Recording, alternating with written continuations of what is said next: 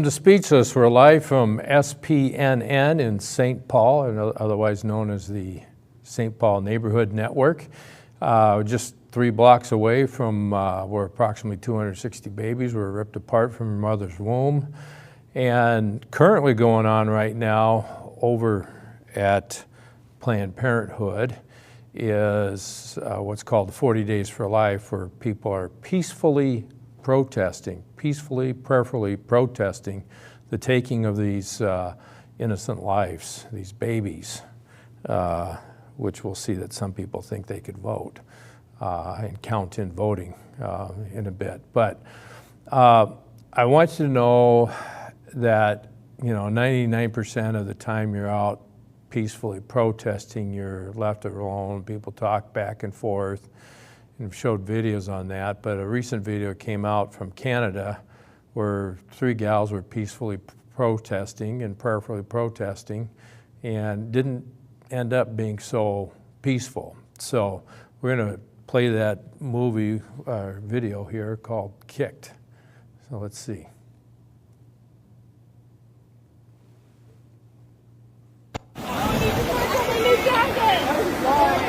It's hard to confuse everybody. But still, it's better to be, you want to kill them with kindness, remember? That's right. What? They actually have people filming you the whole time. Which is why I say kill with kindness. Guess what? Hey. Destruction of private property. It's against the law. Somebody gets raped by somebody and they're like, I'm a 16-year-old and I can't have this baby. Think you should keep it? It's a baby. Yeah. If someone is raped and she gave birth and she decided to kill her 3-year-old child. I meant to get your phone. Someone call the cops. Meant to get your phone. Do not touch me. Someone call the cops. Yeah, well, this was on liveaction.org, and if you want to keep in touch with everything pro-life, videos and current events, that's the resource, one of the best resources out there as to what's happening today. And that's where that came from, liveaction.org. Lila Rose founded that great organization. But here's the deal. I mean, that's you see that. And I don't know of any pro-life people ever abusing and physically assaulting a pro-choice person. But we see that happen quite a bit. Pro-life people have been killed. Typically these things are safe, but you're a guy saying, I meant to kick the camera, not her. Of course, the gal got kicked, but it was a physical aggression. So, of course, kicking her is a whole lot worse than kicking the camera, but kicking the camera is still something he shouldn't be doing. And obviously from the video, he was already destroying some of their property. They had already signs or whatever. So this guy's got a problem. He's still on the loose. They don't know who he is. And but if you know the guy, call the show or liveaction.org. They'll track him down. Who knows whether the Canadian police would do that, because as I reported a couple weeks ago, 766 babies who were meant for abortions but were born live and physically healthy were just left on the table to die. And that's in Canada, and that's okay. So it's a troubling place to be in Canada, to say the least. Well, on the show, we're gonna, last week I talked about Steve Simon, and we're gonna get back to him later in the show, but just to warn you, Secretary of State Steve Simon just played Republican Representative Jim Nash. There was an article in the Star Tribune, and Jim Nash was part of it, but Jim Nash got played. Okay, it was bad news. He should know better, but for some reason he went along with it, and it ended up being a campaign piece for Steve Simon. We'll get to that later, but currently right now, did you get the presidential alert today on your cell phone? I got it. I sent out a Facebook post you know, first of all, I have a problem with that. That should be an opt-in thing, okay? Any of these alerts should be something you choose to opt into. You shouldn't be forced to have them because it's coming from the government. It ends up being compelled speech that causes you to do an action that you may or may not want to do or spend your time doing. So it should be an opt-in procedure instead.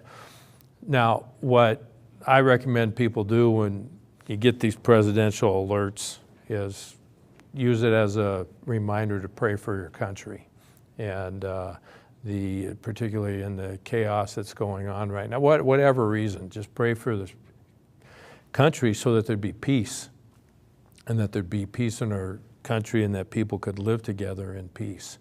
But it's getting pretty intense, and we need to take a deep breath and calm down and quit being so aggressive and abusive towards each other.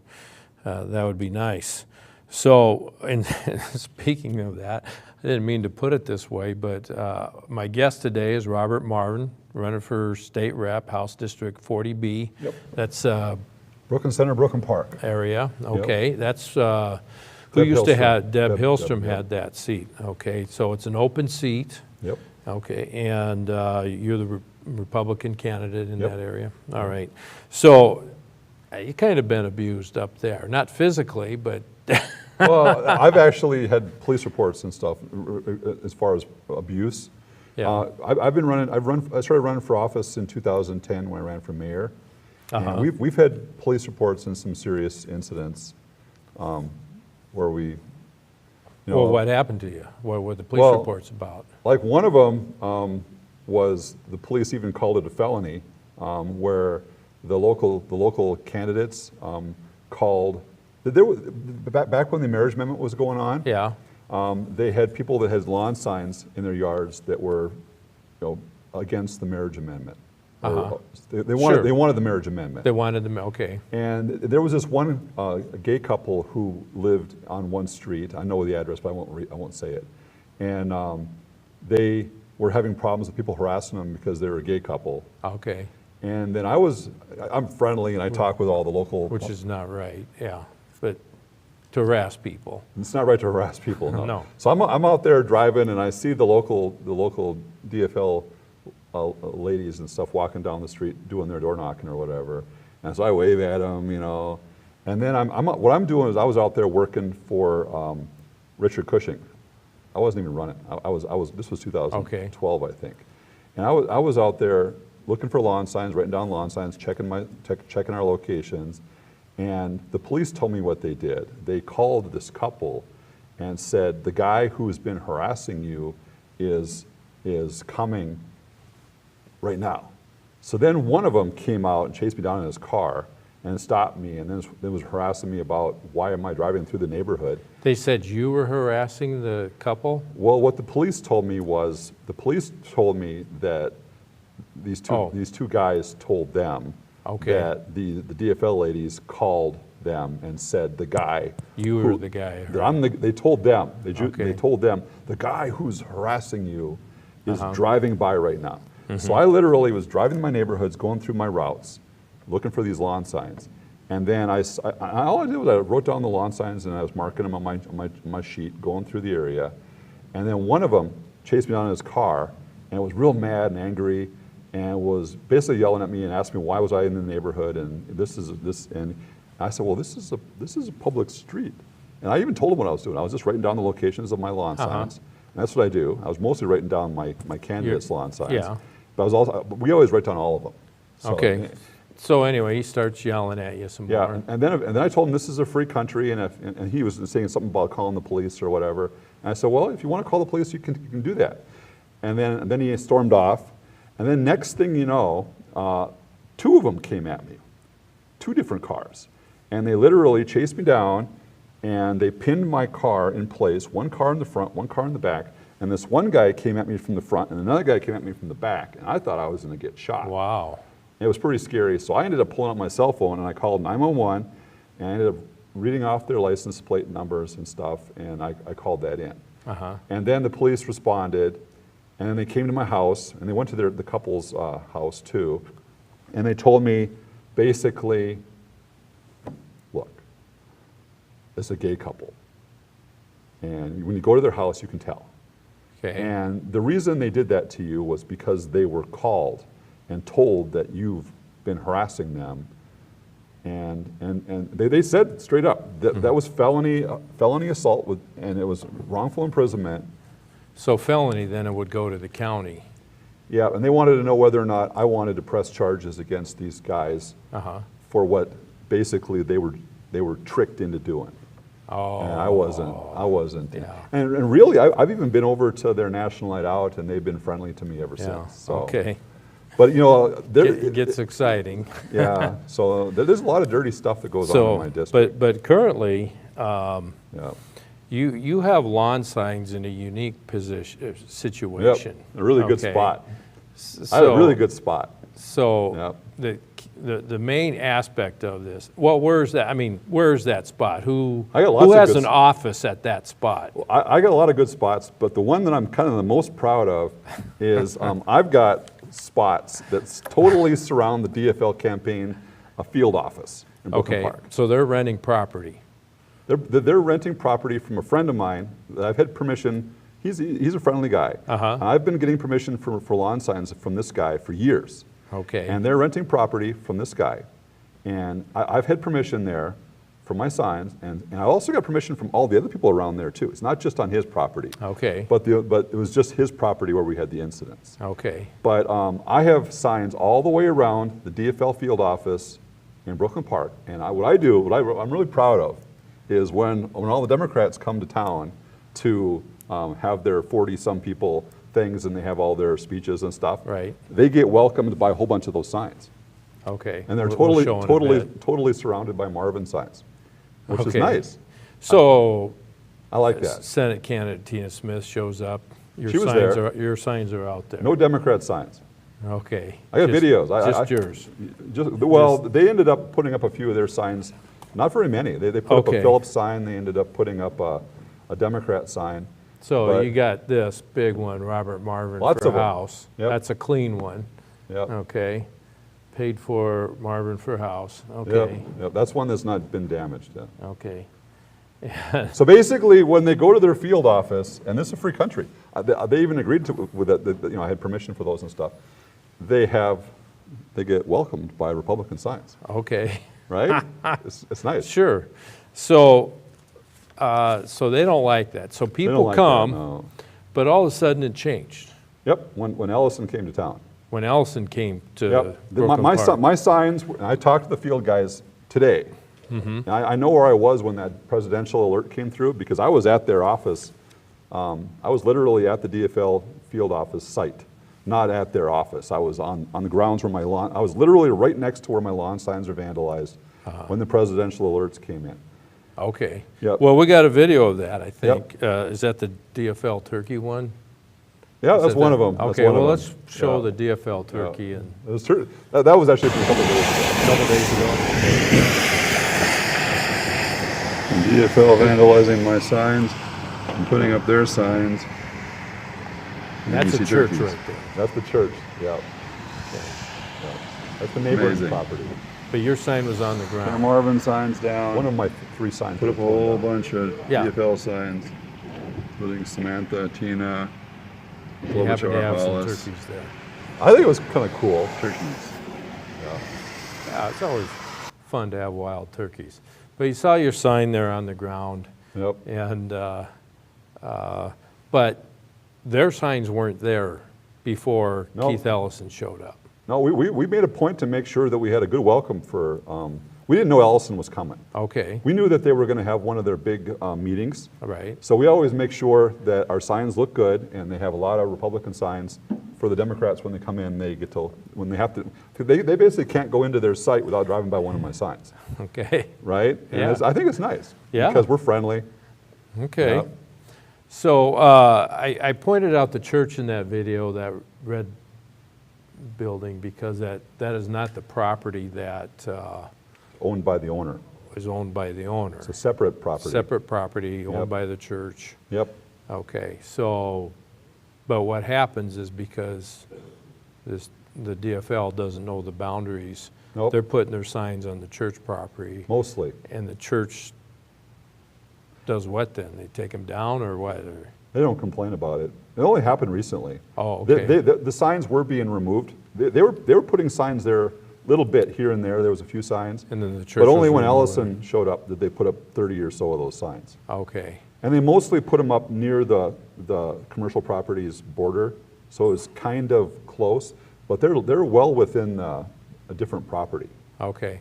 And So they're within the church property, yep, so that upper Okay. left-hand corner is the church property, all right? and the Democrat signs are actually on the other side of that turquoise line, which is not the property where they On had the top permission. side, on the top side. And if you listen to those tapes, the DFL field staff informed their candidates that the person who gave me permission for my lawn signs also gave them permission to stick up all the signs they want. Uh-huh, That's what they told me. okay. And they informed their candidates that they could put up signs.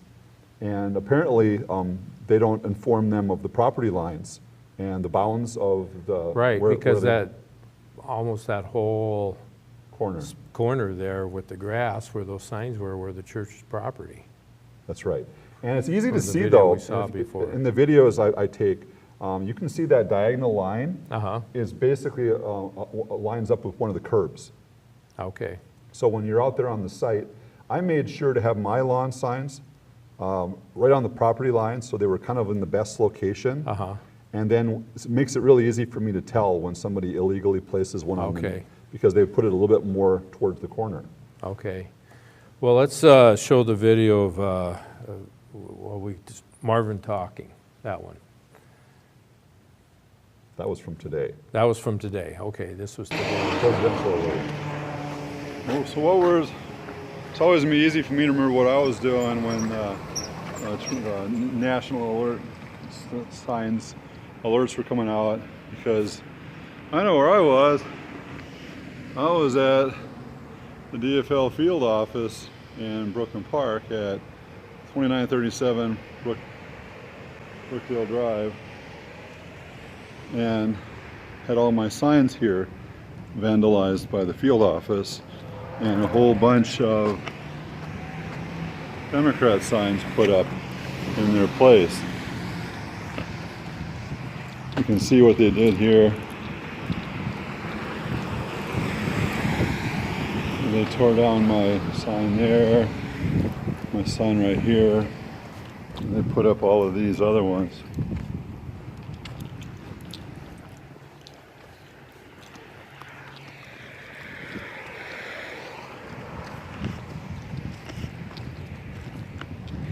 So they vandalized my sign that's been here for months and put up all theirs. Same time. And they did this when Ellison was here. He was here a few days, well, a little bit ago. And also, the vast majority of these signs that they put up aren't legal because they're on the church property.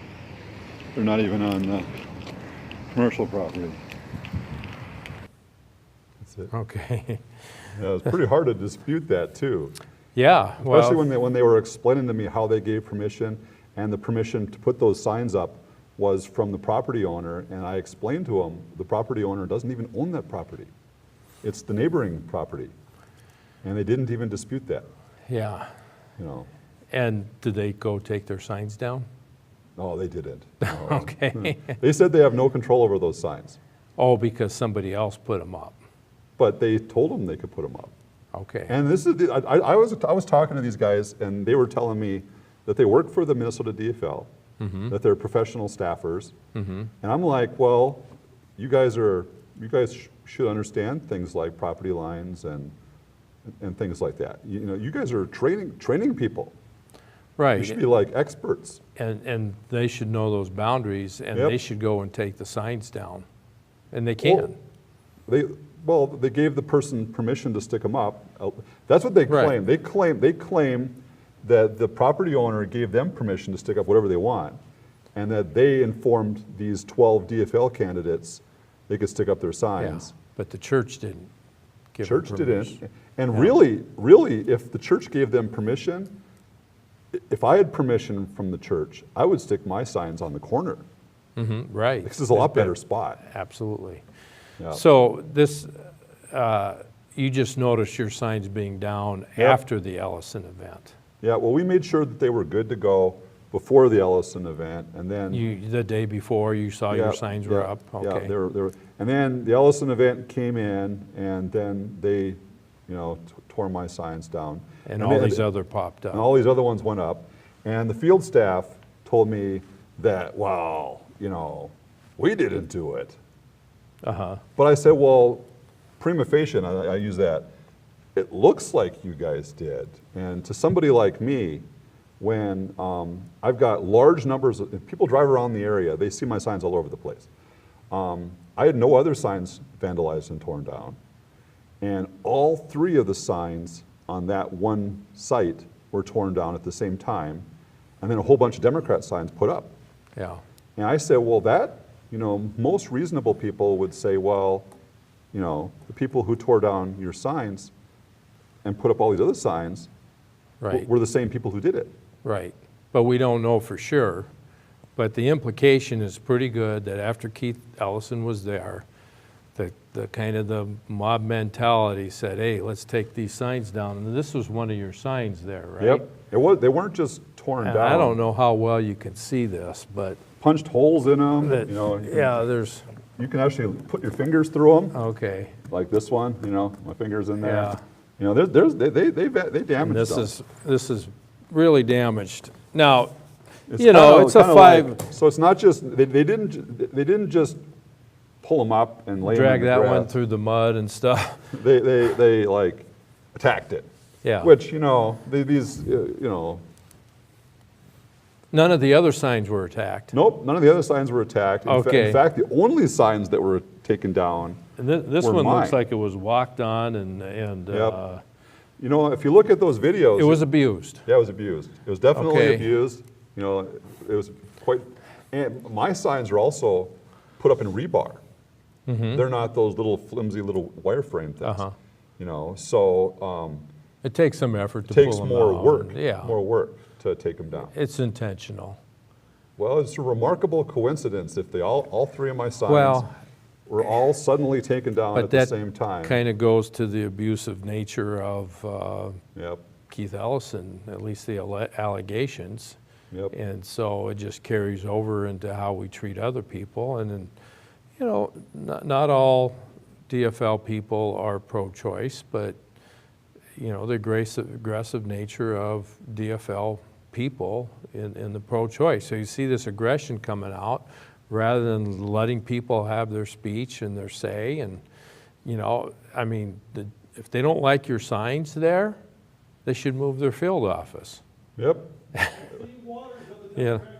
Yeah. Are you saying Keith Ellison is the Maxine Waters of the Democrat Party? No, he's worse. Oh, he's worse. Also, when I was out there on the site, they got mad that I was on the site. Okay. And it's a free country. I was talking about, one of the guys I was talking to was trying to imply it wasn't a free country and that I didn't have the Well, right. you were filming from the sidewalk there and from the church property. Well, but you were on the sidewalk. Yep. Okay. But they came out, right? They're like eagle eyes. When I was out there doing these videos and making my little selfies and stuff, they came out right away and were listening to me talking and listening to these tapes. And they knew that I was explaining to my phone that I felt, it was my feelings, that the Democrats from the field office, which to me is the state DFL, and really it's not just the state DFL. To me, the co-chair of the DFL party, Keith Ellison, right? He's the co-chair? Yeah. Deputy the chair. National Party. Yeah, National Party. Yeah, I'm just this deputy little. chair. I'm just this little guy running for state house, and I feel that I was targeted by the national DFL. You got because- some special attention so going I on got there. special attention, right? I feel, attacked. Yeah. And so, but immediately these field office people came out and they were out there listening to what I said. And if you listen to the tapes, they're even talking about listen to me talk to the tapes Okay. from the Well, previous days. We got a small clip here. Yeah, and then- You recorded 8 minutes of that conversation. Well, I recorded But- more than that. That was one 8-minute clip. Oh, that was one There was 8-minute more of clip. them. Okay. But they ended up, they try to spin it and they say, well, we feel like you're the bad person. And so I think that's in the tape. Okay, well, let's watch the tape here. Have already done. Yes, So I'm doing the same. that's completely So, fine. And what I wasn't. So I'm just telling what you I'm indicating is that, that boom, the boom, boom. one thing I wouldn't do is if my sign I'm going to fix my signs. was vandalized, right? Are you guys going to tear my sign down again? Again, we've never done so. And one thing I wouldn't do is I would complain to the city. I wouldn't show up at the Republicans' headquarters with a camera. And just- This is where my signs are. and This then- is literally and my signs are and- here, and then here, and tape here. the actual headquarters. And then- I wouldn't tape staff as just they're working. That seems a rude and Well, what we're I just walked by here and pointed out that this is the field office. to do it multiple times? though? Yes, there's a need to do that more than once, and that's why I came out to ask you you've been and there- direct. Because you guys saw me when I think you guys saw me when the signs were taken down too. I Okay, bet you No, saw I it. didn't. I saw you when I was I coming into didn't, my and we office, just and I saw, saw yeah, you with a you trench continuously coat going around. walking. Yes. and I don't seen have you a in trench your coat. vehicle. I don't have a trench coat. It was raining that day. You had a coat, and I saw you with your vehicle. So driving anyway, around. I'm simply stating that I don't have a trench coat, You're so- completely within your legal rights to do so. Yeah. Like I'm completely within my legal rights to show up at a shopping mall and put the camera in people's faces. I'm not doing that. I wasn't doing that. We're at our place of work, and you're videotaping us as we're carrying out our work, which you're. I was which you're able to do. videotaping the fact that this is a Okay, field and- office, and I was. after the first day of doing so, the second day seems a little excessive. That's all I'm saying. So Yeah. you're well within your legal right to do so. I would just say, to me, it strikes me as something that's rude and confrontational and necessary. It's not confrontational. I'm videoing the fact that my signs got Again, you vandalized. can video your sign, and if you're coming repeatedly by our office to film inside or pointed a film towards a glass window as we're working, that seems a little intrusive. You're legally able to do so. I'm just letting you know that strikes me as kind of rude, confrontational, and intrusive. Now, what you do with that as an elected official is up to you. The only reason that we're even having the only reason that we're having this conversation is because you guys came out and called me back, and I'm coming after the second time seeing you. I'm going to let you know how I feel about that, and I feel as though that's rude, confrontational, and intrusive. And if you want to continue to do that as an elected official, that is your choice. We're videotaping the fact that Yeah. we're informing you of that. Yeah, all right. So please. But anyway, I told you what my name is. My name is Jamel Lundy. Hi, Jamel. Are you wouldn't happen to be the candidate, are you? No, I'm not the candidate. There's a guy named Jamil that's running for office too. So. Correct. Well, my name is Jamel Lundy. No, I work. And so you're a field office guy too for Phillips? He works in the field Well, office. for the DFL. For the DFL. For the DFL. Yes. And I'm not accusing you guys. We actually got videos of the people that did it. Okay. But that's Yeah, that's so we would another never do that, and we- I wanted to make sure that. and that is- okay, so now I want you guys to understand. You guys work for the DFL. Yes.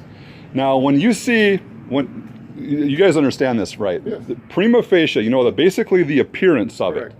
Now, we got videos. We video our signs out every day. Absolutely. Okay, and our signs sat here for months. You guys know. You guys know. Okay, so they were here for months, unmolested. They weren't touched. We got permission from the same guy you did. Absolutely. And I actually had my signs on his property, not on the church property. That's fair. So, and you guys have. I'm not saying necessarily you guys specifically, That's fair, I understand. but you guys are professionals. You work for the DFL, and you guys should be smart enough to know the property lines, especially because Ito would tell you. Again, I'm know. not familiar We're with not that. putting. Well, we're and- not the one putting signs up. But it's your The field candidates- office. It's your the field candidates office. are over there putting their own signs up. And we have So not- and we encourage you. You so guys, for to go you and guys, make a complaint to Please, the- yeah, please. you guys should say, hey, the property line, and I've actually got maps of the property line. Again, You these guys- These are things if you would like to enact as a candidate, Yeah. you can act and you can. I'm just, but you can We're go and sell in the concerned- city. I'm gonna fix my 3 signs, And you're and we watch our signs, I have no. and I have- you guys I know. have nothing- And I know you guys have don't no like right my to- signs again, I being have on the no- property I have- where you guys I have your field nothing office. to do with your signs. Yeah. We have no preference. We don't honestly. believe in lawn We have signs. no Lawn preference. signs do not actually. I hope this is true, and I'm shaking your hand, and I Shake appreciate mine it. multiple times, You know, definitely too. Again, yeah, but and I'm a friendly guy. I understand. You know, One thing I would ask if you're. and I wasn't trying to film you guys specifically. Again, one thing I would ask if you are being friendly is to again, not repeatedly. But I play just support. can It's a you- request. can I because just we ask a cannot question, though? require you Yeah. to do so. So if you filmed us multiple times, what is the need for continuing coming back? Because we were gonna have a film crew come here. Okay, so what We were literally gonna have what would that full blown be? film My crew. question is like if you've been here 2 days ago. You prior to that, You're pretty smart. You know you have shaking your hand. So prior. So you before remember that I was. driven- You're you've right. driven around in your vehicle. You've driven around in your vehicle. I guess my question is like, why is it why do you need to keep doing it? Because I was looking for a film crew to come. Okay, but I'm saying like my question and they're is, busy. again, I don't think To that what answer the end? question. Like, To what what were they end going is to what's be your goal? Because this is a field office, right? Yes. You guys are employees of the You're very DFL. much able to do. What I'm asking is, what is the purpose What is the end of goal? doing? It seems like an intimidation tactic. It's not intimidation. Confrontational. Driving And it strikes around me in as a way rude. is a pretty- Filming people without their permission. I was primarily filming my I signs. understand what you're primarily doing. I'm saying I what literally- you are incidentally You made doing 8 laps. in multiple I counted. occasions. You made 8 laps. They didn't get the idea that you needed to film your signs to know Yep. that they were there, To prove it. because they'd been taken before and they just got ripped out of the ground. Yep. And so you're there putting them back up Yep. and, I'm just fixing them. and taking pictures again. Yep. And they're coming out saying, why are you filming us? Yep. The The headquarters here. I was probably 50 yards away from their thing when they from yelled. the sidewalk. Well, I was about 50 Hey, yards oh. probably from their office. I'd walked by their office. They came out and yelled at me and they wanted me to come back. Okay. So I came back. And I didn't film them initially, but the one guy was filming. So, So then you got out your camera. so and that's started why we filming. got video of them. Okay. So I'm sure they got video of me, and I Yeah. wasn't being belligerent or anything. I was just, I had my stuff vandalized, and I didn't go to their office. I didn't knock on their door. I didn't go in there. I wasn't peeping in their windows or anything. Plus, really, there's no expectation of privacy in a public space anyway. Mm-hmm. But I was just there, and they came out to confront me on it, and they Right. actually had done this before. The guy who was mentioning that I'd been there before, Uh-huh. he'd come out there before. You've And had this conversation before. he was listening to me doing my selfies, explaining how the DFL field office, Okay. and they didn't like that. So they saw me, and these guys are like eagle eyes, Uh-huh. right? So eagle eyes, and there's 3 signs that got vandalized. They knew that my signs were vandalized. They admitted to that they knew my signs were laying down. And I said, well, doesn't that look bad? Mm-hmm. Doesn't that look bad? Wouldn't you be like, and they explained to me, well, we don't have any control over that. And then they said signs don't vote and stuff like that. But to me, Yeah, but that doesn't mean anything. when you're tearing down somebody else's signs, you're depriving the person, the candidate. And Their you're also, speech. Free speech. It's also the speech of the property owner Right. that they're renting from too. Right. Because the property owner gave me permission for those well before they got permission. But If they did. if they even did. Yeah. They know the guy's name, so more than likely they did. But they didn't understand that he didn't own the other piece Right, of the property. church property. The church property, Yeah. so. And these guys are supposed to be professionals, Yeah, experts, right. because they work for the state party. They Yeah, acknowledge oh, that. absolutely. Yep. So So they should be a little bit more professional. they should they be. were friendly And for they the should most part. notify the candidates that their signs are not in the right location. Not legally placed. Right. Yep. So, okay, but that gets to kind of the issue of Keith Ellison, the abusive nature. I've been saying on this show that the Hennepin County Attorney, Mike Freeman, needs to go out and, One of his signs was on site too. okay. That was the 12. And he of them. was there at the event and then very soon thereafter or during, your signs got smashed, So there's an attitude going on. But Hennepin County Attorney Michael Freeman needs to get a warrant to get the video on Keith Ellison. I mean, a crime's been reported. Yep. A crime's taken place. She hasn't reported it to the police, but it's out there in the public, no. And honestly, the police not gonna look into something if somebody says, hey, I've been raped, and it's out in the public, but they haven't contacted the police, but you're also using it in a campaign event, so it could be a false allegation. Yep. And yet somebody's saying there's video. It's not fair. It's not even fair to Ellison not to get a warrant, right? Right. Because Right. these kids and this accuser claim there's a video, and it's going against Ellison. So And Ellison's denying it. Ellison's denying it, and realistically, Freeman or whoever's got the jurisdiction on that should say, hey, produce it. Well, the city police are saying, well, we're not doing anything because there'd be a conflict of interest. And she hasn't reported this to us, you know. So, yeah, there's jurisdictional issues going on there, but I would think at this point in time, who has to report it? Or who doesn't have to report it in order to get the police to do something? But this is a county issue if this is a felony. It sounds like it's a felony level assault. Okay, now if you choke, which that wasn't alleged in the video, but if you choke a spouse, that's an automatic felony charge. Yep. It just comes, and then they sort it out afterwards, if you are alleged to have done that. Now, here's somebody that's alleged to have been pulled off the bed, you know, by their feet, which is very dangerous. And so, I mean, it could be head damage, landing on the floor, all kinds of things can happen. So what was interesting, though, the paper is that the Dakota County it's being reported in a number of places that, anyway, Dakota County attorney agrees to review the potential Ellison case. Well, Freeman could have done it. Why didn't he do it? You know, Freeman's not out there saying anything. His voice is silent on this. But Dakota County, Jim Backstrom, who I don't trust, is willing to review whether to file charges if a formal complaint against Congressman Keith Ellison is brought forward. So, you know, I don't believe there needs to be a formal complaint. They got enough evidence out there. Well, they're making Kavanaugh's people produce all kinds of stuff from 36 years ago. Well, but then she's making this complaint, though. So she made a complaint. So he's got to produce this stuff, and then she's got to produce it too. From 36 years ago? Well, I mean, if it was in a criminal thing, but this is just advise and consent and doing research. Should they? Yeah, I think they should, but they need to get it over and done with. Yep. But Kavanaugh's given everything. You know, there's nothing he hasn't given.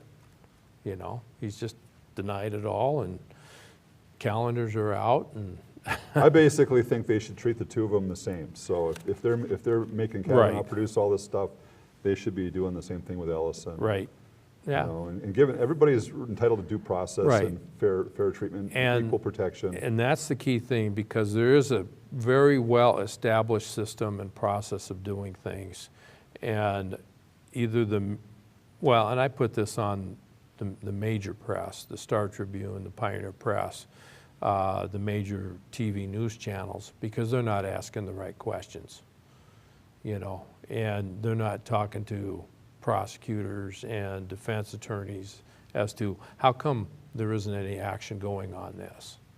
And they're not getting the give and take to find out what the process is and what needs to be done. But definitely there needs to be a warrant for that video, and that video needs to be exposed, because either way a crime's been committed. Either he's been falsely accused of stuff, Which is terrible. and it's not fair to Keith, Right. or it's legitimate, which is not good either. Right. So either way, it's bad. Right. And it could be all a ploy for the political season, because she can come out and say it's not true, and then all the pressure goes off Keith, even though he's got other allegations against other women, let alone abusing his wife by having all these affairs and stuff.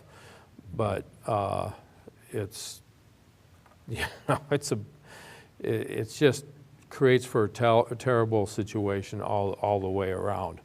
Now, I've talked to Keith in the past. I mean, I did family law and got him to sign on some family law bills, but once he ran for U.S. Rep, he took his name off, and wasn't for all the, just went way liberal and wasn't for protecting the family.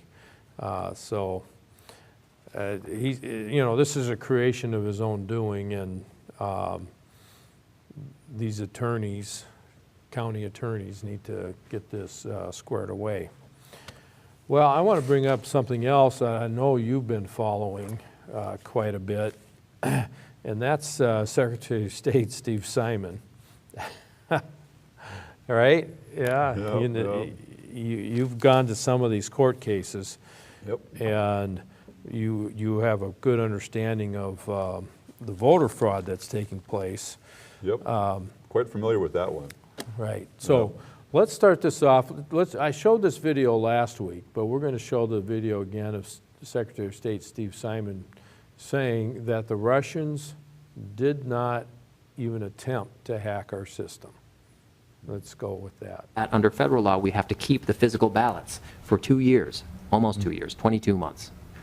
So for 22 months, we've got to keep those ballots so people can touch and feel and see and look at the actual ballots. So I'm less concerned about the polling place. I can't say it could never happen. I think that would be irresponsible. Just like the CEO of Target or Equifax or US Bank can't say it will never happen, but I think it's less likely. My concern, my major concern, has to do with the statewide voter registration system called SVRS. It's the database that is centralized in our office that was built in 2004. And again, like that 2004 flip phone, it was great in 2004. But it's been asked to do so much more since then. It's so much more complex and complicated. And that particular kind of database has been the subject of headlines. You may know that Minnesota was one of the 21 states. We have that confirmed by intelligence officials. We were one of the 21 states. It was targeted by elements, quote, acting at the behest of the Russian government, end quote. That was the exact word, because you don't hear behest too much in a sentence, so I remember it. Acting at the behest of the Russian government, that was what they told us last September in a briefing. The good news is we passed the test. We weren't hacked. In fact, there wasn't even an attempted hack. Whoa, there wasn't even an attempt at a hack. Well, that was last week, and then all of a sudden, we get this article. Where is it again? Star Tribune. Editorial, Minnesota Voting Systems, and it's by Steve Simon and Jim Nash. And I'm going to tell you, Jim Nash got played by Steve Simon. Right before election time, and why would you be talking about this and promoting Secretary of State Steve Simon, and especially with a lot of the falsehoods that's going on here? Why didn't Representative Jim Nash go and talk to people that know what's going on? He's a very intelligent guy, understands IT and technology, internet technology and all that kind of stuff, so he's a good resource for that. But there's other issues with voting that come on, that go there. So the one thing about, we use paper ballots, that's a fantastic thing that should never go away, because all this electronic stuff is where a lot of fraud could take place. But other fraud is taking place in the meantime. But here's some things that was said in the article. U.S. Department of Homeland Security recognized this responsibility when it formally designated our nation's electronic systems in early 2017 as critical infrastructure. And I would agree with that. But what we're trying to do is make an election system that's instantaneous so that you know the answer right away. That's a good thing, but not necessarily a necessary thing, okay? And it's a luxury, but it's not necessarily what produces security in the voting system. So it's good that that designation has come along, but there's another statement was made. The election system of 21 states, including Minnesota, I got to read this right here. A foreign government targeted the election systems of 21 states, including Minnesota. Okay, they say that, and yes, Minnesota was targeted. What does targeted mean? Does anybody know what that means? Okay, and you just heard Secretary of State Steve Simon say our system wasn't hacked and it wasn't even attempted to be hacked. Yep. Okay? So what does targeted mean? So,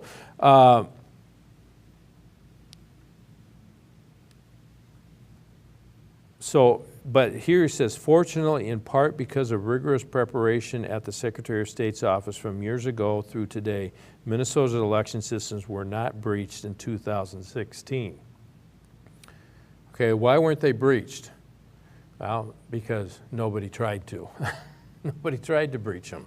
So it's interesting that all of a sudden, but even though we repelled that attack, the broader threat has not been defeated. We need to do much more to harden our defenses. So which is it? Were we attacked? And was it defeated? Or was it not even tried? So there's a mixed message going on there, and Representative Jim Nash fell for Steve Simon's.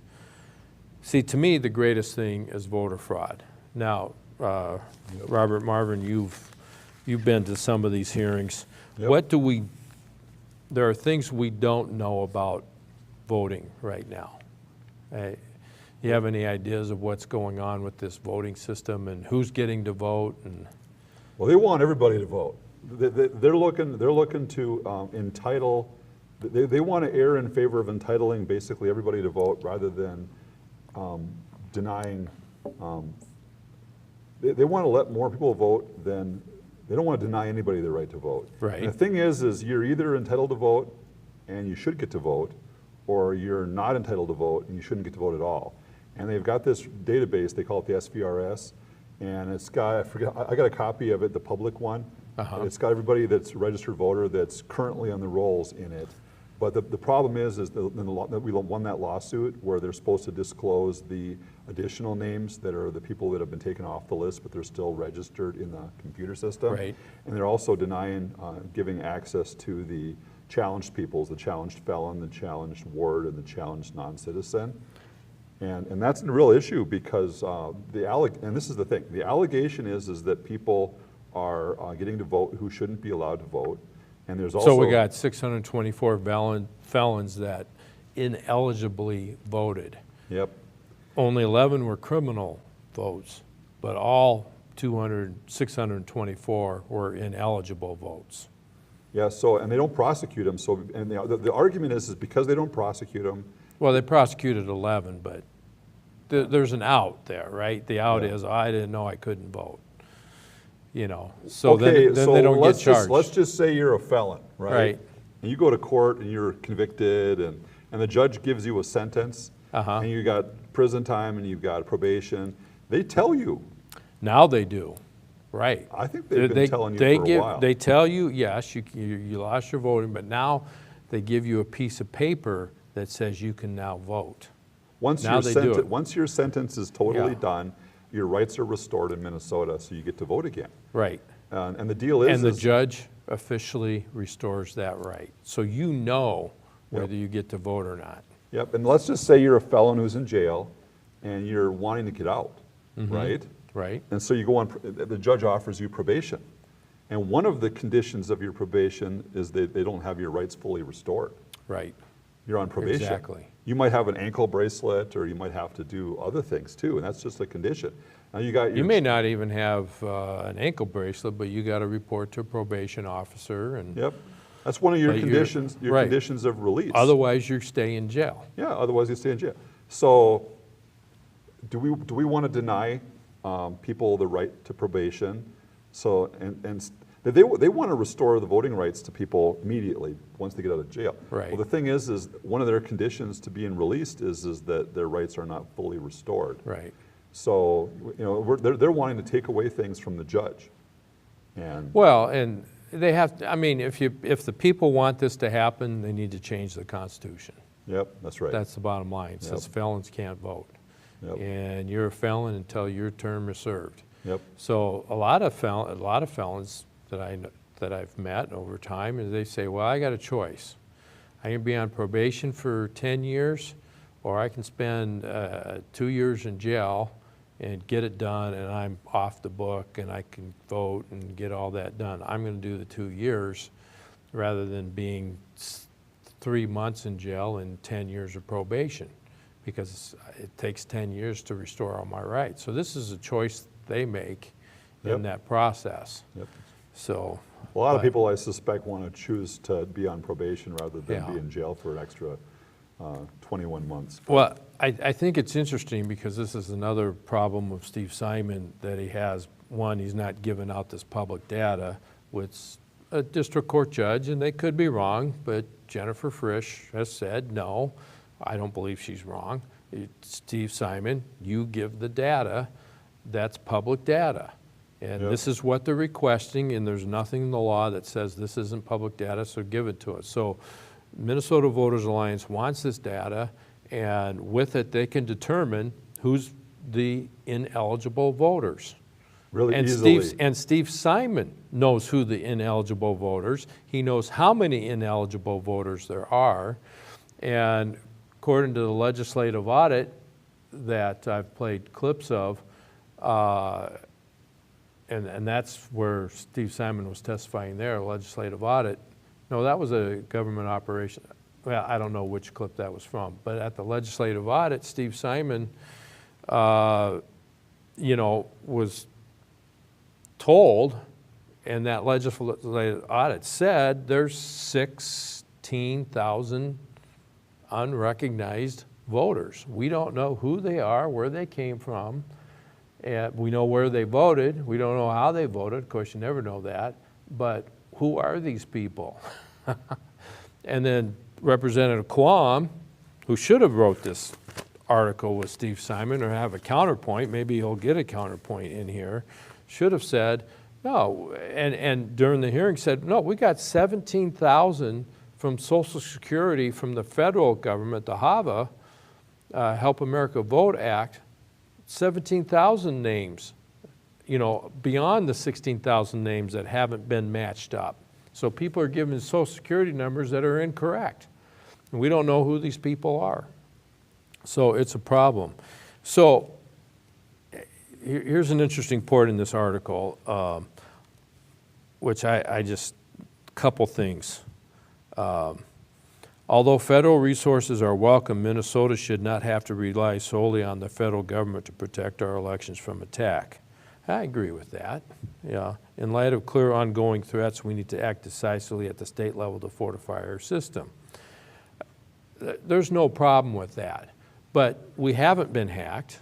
There's been no fraud, but we have this from foreign interference except for ineligible voters or illegal aliens voting. You know, Steve Simon knows how many. Oh, I'm sure they know. But they're not telling us. The court has told them to disclose this.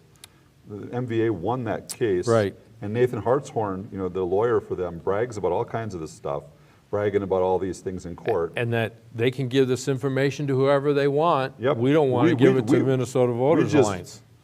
That's exactly what he says. That's exactly what he said. He's thumbing his nose at the judge saying that we choose not to give it to him. Right. We can, but we choose not to. And then the judge orders that this information is given to the MVA, and they won't do it. Well, and they're appealing it. Right, and the election integrity has not suffered from Russian interference in Minnesota.